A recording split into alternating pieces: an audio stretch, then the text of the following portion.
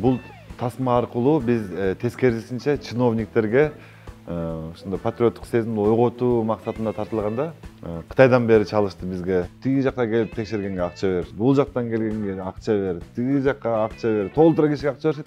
80 миңден көп лайк болсо бир жумада сөккөнү бар, мактаганы бар, каалаганын жазгандары бар.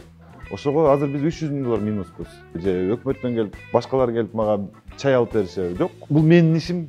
Каалаганымды кылам. Эми мен андай ыплас оюндарды ойнобойм. Бүт майдалап жүрүп акча чогултканбыз ар жактан. 5 миң доллар, 2 миң доллардан. Биз 5 миң доллар менен баштаганбыз тасманы. 30 жыл мурун бизди башкарып баштаган Акаевден баштап бүткөн өзү. Же миллион доллар берсе мен Кыргызстан боюнча туалет тондоп коймокмун. Өзүнүн үйүн сонун кылып турат дагы, чыксаң асфальттар тешик да. Аягында МЧСти бүтүрдүм, ортодон Кытайга кетип калдым. Мен бир күндүк чалкам 1,5 миң доллар. Чалкасынан келип чочуп ошондон чалбай коюшту.